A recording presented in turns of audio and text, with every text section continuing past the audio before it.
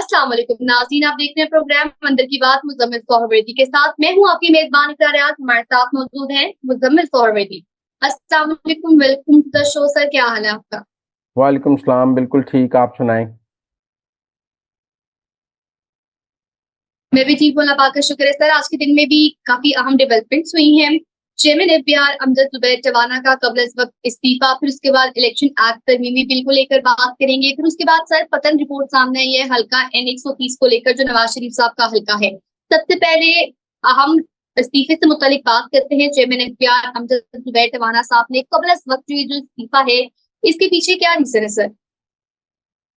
वो पंजाबी का मुहावरा है, दुश्मन मरे खुशी ना करो, सजना भी मर जाना है। अमजद टवाना साहब ने अपने तमाम एफबीआर में मुखालफिन, अपोजिशन लॉबी सबको एडमिन पूल में भिजवा दिया कि इनकी रेपुटेशन ठीक नहीं है। और एक एफबीआर में माहौल बनाया कि सुनिया ओंजन गलियां विच मिर्जा याद फिरे, अकेला ही एफबीआर टवाना जो है चलाएगा। अब सूरत हाल ये है कि आपने अपने मुखालफिन तो मार लिए, पर एंड ऑफ द डे आपने काम भी तो करना था।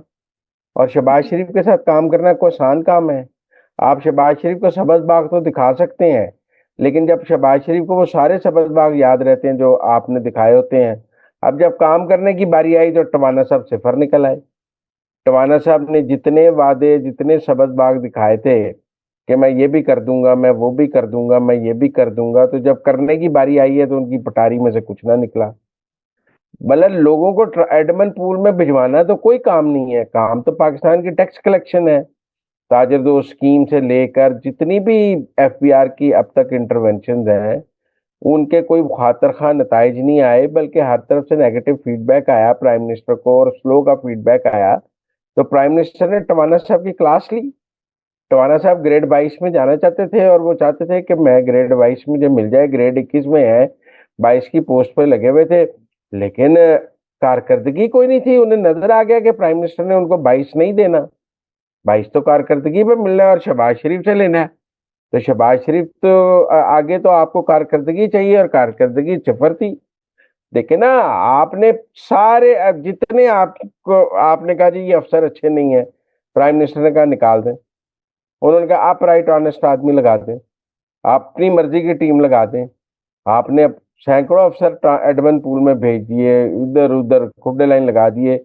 हम तब भी कह रहे थे कि सारे करप्ट नहीं है, कुछ टवाना साहब के मुखालिफ भी हैं जिन्हें उन्होंने करप्ट डिक्लेयर कर दिया और उधर भिजवा दिया बैड रेपुटेशन में। लेकिन प्राइम मिनिस्टर ने उनको कहा कि आप एक दफा जो करना चाहते हैं कर लें, ताकि आप कल को आप ये ना कहें कि काम नहीं हुआ। अब जब काम की बारी आई है तो काम टवाना साहब के पास कुछ था ही नहीं काम करने के लिए, कोई इंटरवेंशन नहीं, डिजिटलाइजेशन में कुछ कुछ नहीं। और जो लाहौर में हमने, आपको याद है एक दफा नया दौर में कहा था कि एक बहुत बड़ी ग्री एसी की कंपनी के रिफंड पे की लड़ाई हुई, और एफबीआर के दफ्तर में पिस्तौलें निकल आई, गाल। तो चलिए। उस स्कैंडल में भी टवाना साहब का नाम आया। एजेंसियों ने कहा कि जी वो जो रिफंड है वो ऊपर चेयरमैन एफबीआर तक, और किकबैक और ये सारा कुछ। तो चेयरमैन एफबीआर जो है वो अपनी साख दिन ब दिन खोई जा रहे थे प्राइम मिनिस्टर के आगे। हर मीटिंग में एक्सपोज हो रहे थे कि वो काम कोई नहीं कर रहे, सिर्फ साजिशें कर रहे हैं। और लोगों को ये समझ नहीं है कि शहबाज शरीफ को फर्स्ट टाइमर तो है नहीं, उसको समझ है काम की, और अब तो उसके पास फ्री हैंड भी बहुत है। तो उन्होंने तो एफबीआर को हिट लिस्ट पे रखा हुआ है कि पाकिस्तान चलना ही तब है जब एफबीआर ने चलना है। टैक्स इकट्ठा होगा तो पाकिस्तान चलेगा। तो एफबीआर पे तो प्राइम मिनिस्टर की खसूसी नजर है। और टवाना साहब को तो आदत थी इससे पहले कि मेरा मतलब हनीमून प्राइम मिनिस्टर ने कभी पूछा ही नहीं। बहुत सारे लोगों का ये ख्याल है कि टवाना साहब जो है वो इसहाक डार साहब के बहुत फेवरेट थे, और जी। मौजूदा फिनांस मिनिस्टर औरंगजेब साहब उन्हें पसंद नहीं करते थे। लेकिन मैं समझता हूँ शहबाज शरीफ के नजदीक ये कोई इंपॉर्टेंट नहीं था कि वो डार साहब के फेवरेट हैं या औरंगजेब के फेवरेट हैं। एफबीआर को तो बराह रास्त से, चूंकि शहबाज शरीफ खुद देख रहे हैं एक एक स्टेप को, डिजिटलाइजेशन को, हर हफ्ते मीटिंग कर रहे हैं, एसआईएफसी में भी एफबीआर की बात हो रही है। सबको पता है कि एफबीआर परफॉर्म करेगा तो पाकिस्तान चलेगा, टैक्स इकट्ठा होगा तो पाकिस्तान चलेगा। हमने नॉन फाइलर्स पे क्रैकडाउन करना है, हमने फाइलर्स बनाने हैं। लोगों, सैलरीड पेशा लोगों पर इतने टैक्स लग गए हैं, जब तक हम बिजनेसमैन से टैक्स नहीं लेंगे, रिटेलर से टैक्स नहीं लेंगे, आप सैलरीड क्लास का टैक्स नीचे कैसे लाएंगे? और इस सब पे टवाना साहब के पास कोई हिकमत अमली नहीं थी। साजिशें करके उन्होंने वक्त तो गुजार लिया, लेकिन साजिशों से आगे अब काम का वक्त आया, बजट पास हो गया, उन्होंने कहा आगे चलें। आगे कुछ नहीं, आगे सिफर। आगे टवाना साहब के पास कोई रोड मैप नहीं था।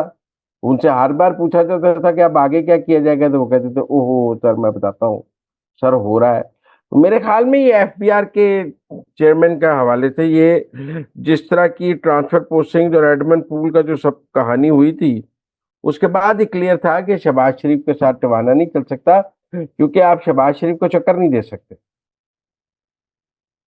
सर आगे बढ़ेंगे, कुछ बात करेंगे इलेक्शन एक्ट तरमीमी बिल को लेकर। तो इलेक्शन एक्ट तरमीमी बिल कायमा कमेटी से कसरत राय से मंजूर हुआ है।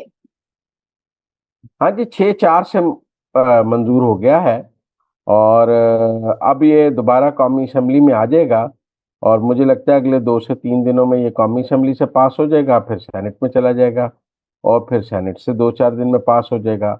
अब बड़ा मसला क्या है? बड़ा मसला ये है कि वो जो 8 जजेस थे जिन्होंने मखसूस नशिस्तें दी थी, उन्होंने हुकूमत की नजरसानी तो ये क्या करनी लगाई कि हम छुट्टियों पे जा रहे हैं।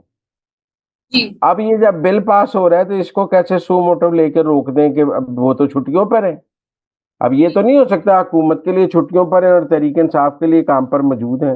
हुकूमत की दरखास्त आए तो हम छुट्टियों पर हैं और तहरीक इंसाफ की दरखास्त आए तो सुन लें। तो अपने ट्रैप में जजेस खुद फंस गए हैं, ये कह करके हम तो अगस्त का महीना छुट्टी पर है, हमारे पास टाइम ही नहीं है। और गवर्नमेंट ने अब इस असेंबली का इजलास बुला के कानून साजी शुरू कर दी है। गवर्नमेंट तो छुट्टी पर नहीं है, पार्लियामान तो छुट्टी पर नहीं है। और मैंने पहले भी कहा था कि पार्लियामान और अदलिया की लड़ाई में पार्लियामान जीत जाएगी। अब गुज़श्ता दिनों जो काजी फायद ईसा के फैसले के हवाले से कौमी असम्बली में तकारीर हुई हैं, उसमें पीटीआई वालों ने कहा है कि पार्लियामान जो है वो सुप्रीम कोर्ट के फैसलों को ओवरटर्न कर सकती है। भी अगर पार्लियामान काजी फायद ईसा के फैसले को ओवरटर्न कर सकती है तो मंसूर अली शाह के फैसले को ओवरटर्न नहीं कर सकती। ये कहाँ लिखा है कि पार्लियामान सिर्फ काजी फायद ईसा के फैसले को ओवरटर्न करेगी और का मंसूर अली शाह के फैसले को ओवरटर्न नहीं करेगी? जब ओवरटर्न करने की बात आएगी तो सबके फैसले ओवरटर्न हो जाएंगे, फिर तो पार्लियामान और अदलिया एक दूसरे के सामने खड़े हो जाएंगे। अब अदलिया के ये कानून एक दफा बन गया, सदर ने दस्तखत कर दिए, तो उसके बाद इलेक्शन कमीशन इस कानून पर अमल करना शुरू करके उनको डिनोटिफाई कर देगा। फिर एक लड़ाई शुरू हो जाएगी, और फिर क्या सुप्रीम कोर्ट इस कानून को नल एंड वाइड करेगा। जितनी दफा नल एंड वाइड करेगा उतनी दफा कौमी असम्बली दोबारा पास कर देगी। तो ये एक लंबा खेल और लड़ाई शुरू हो जाएगी सुप्रीम कोर्ट और पार्लियामान की, जिसमें जीत बिलाखिर पार्लियामान की होगी। कितनी दफा सुप्रीम कोर्ट पार्लियामान के बनाए हुए कानून को रेडिक्यूल कर सकता है? खुद के सुप्रीम कोर्ट ने अब कहा है कि पार्लियामान बालादस्त है और कानून बनाने का इख्तियार सिर्फ पार्लियामान के पास है। तो मेरे ख्याल में ये अब जो मंसूर अली शाह और उनके 8 रुकनी जिन्होंने ये मखसूस नशिस्तों का फैसला दिया था, उनके टाइम टेस्ट का वक्त आ गया है। जैसे उमर अता बंदयाल ने 14 मई को पंजाब में इंतखाबात का हुक्म तो दे दिया था, और सब कह रहे थे कि गलत हुक्म है, इस पे इंतखाब नहीं हो सकता, वो बजिद थे कि मैं कराऊंगा। ऐसे ही ये मखसूस नशिस्तों वाला फैसला सब कह रहे हैं गलत है, और अगर मंसूर अली शाह समझते हैं कि वो इस पर अमल करा सकते हैं तो ये घोड़ा और घोड़े का मैदान है। आ जाए पार्लियामान सारी मुअत्तल कर दें, सारे पार्लियामान को शोकस कर दें, सारी पार्लियामान तौहीन अदालत में अंदर भेज दें और कहें कि मैं पूरी पार्लियामान को तौहीन अदालत की सजा देता हूँ, सबको सजा दे दें, सबको अंदर भेज दें, क्या कर सकते हैं वो? तो इसलिए मेरे ख्याल में ये मखसूस नशिस्तों वाला मामला तो कोई 1-2 साल के लिए लटक गया। सर आगे बढ़ते हुए कुछ बात करेंगे पतन रिपोर्ट को लेकर। जिस तरह इंतखाबात में बड़ा शोर मचा, धांधली हो रही है, धांधली हो रही है, तो अब हल्का नंबर 130 को लेकर जो पतन रिपोर्ट सामने आई है, कि नवाज शरीफ का हल्का है जहां से वो जीते, और फॉर्म 45 और फॉर्म 47 में जो तजाद है मौजूदा सियासी मंजरनामे में, आप इसको किस तरह से देखते हैं? देखिए, पतन जो है ना वो बारी साहब का है, जी। और मैं बारी साहब की क्रेडिबिलिटी में बस एक ही बात कहना चाहता हूँ कि जब मुशर्रफ ने रेफरेंडम कराया था तो इन्होंने उस रेफरेंडम के अगले दिन एक बहुत बड़े रोजनामे में आर्टिकल लिखा था कि रेफरेंडम बहुत शानदार हुआ है, और रेफरेंडम जो है वो बिल्कुल शफाफ था, और रेफरेंडम के मैं खुद पूरे पाकिस्तान में फिरा हूँ और मुशर्रफ का रेफरेंडम बहुत शफाफ था। और अगर मसूफ को मुशर्रफ का रेफरेंडम साफ शफाफ नजर आया तो उन्हें नवाज शरीफ की इस हल्का तो शफाफ नजर नहीं आ सकता, क्योंकि उनके जो ऐनक है उनके पास वो तो मुशर्रफ के रेफरेंडम वाली है ना, तो वो नवाज शरीफ के इंतखाब वाली तो नहीं है। उन्हें तो नवाज शरीफ जिनको मुशर्रफ पसंद है उनको नवाज शरीफ तो नहीं पसंद हो सकता। ये तो दो डिफरेंट चॉइसेस हैं। इमरान खान को भी मुशर्रफ बहुत पसंद था, वो मुशर्रफ की बहुत मिसालें देते थे। नवाज शरीफ ने तो मुशर्रफ पे आर्टिकल 6 लगाया था कि उसने आइन तोड़ा है। इमरान खान कहते थे मुशर्रफ पाकिस्तान का सेवियर है। तो जो मुशर्रफ का हामी ग्रुप है वो नवाज शरीफ का मुखालिफ ग्रुप है। और ये पतन वाले भी मुशर्रफ के पेरोल पे रहे हैं और मुशर्रफ का रेफरेंडम शफाफ कराते रहे हैं। ये पतन वाले जरा बताएं ना, 2018 में जब आरटीएस बैठा था तो इन्होंने कोई रिपोर्ट जारी की, तो फोरेंसिक ऑडिट किया था इंतखाबात का, क्योंकि वो इंतखाब इमरान खान के हक में धांधली हुई थी। तब तो पत्तन को याद ही नहीं होगा कि इमरान खान के हक में धांधली पर भी पत्तन को रिपोर्ट जारी करनी है, मुशर्रफ के रेफरेंडम पर भी को शफाफ करार देना है। तो मेरा मतलब है कि ये जो तंजीमें हैं ये पीटीआई के ऑफशूट्स हैं। इनको पीटीआई ने पाला है, मुशर्रफ से ये मिल गए फिर पीटीआई को, और अब ये पीटीआई के साथ हैं। आप देखें ना, मुशर्रफ के वो अतर मनीला साहब भी आजकल पीटीआई के साथ हैं। मुशर्रफ की जितनी काफ लीग थी वो सारी पीटीआई में गई, क्योंकि उनको नवाज शरीफ ने तो रखा नहीं। पीटीआई क्या थी? काफ लीग की नई शक्ल थी, किंग्स पार्टी की नई शक्ल थी। सारे काफ लीग के लोग जो थे वो पीटीआई में आ गए थे। तो फवाद चौधरी भी काफ लीग से पीटीआई में आए।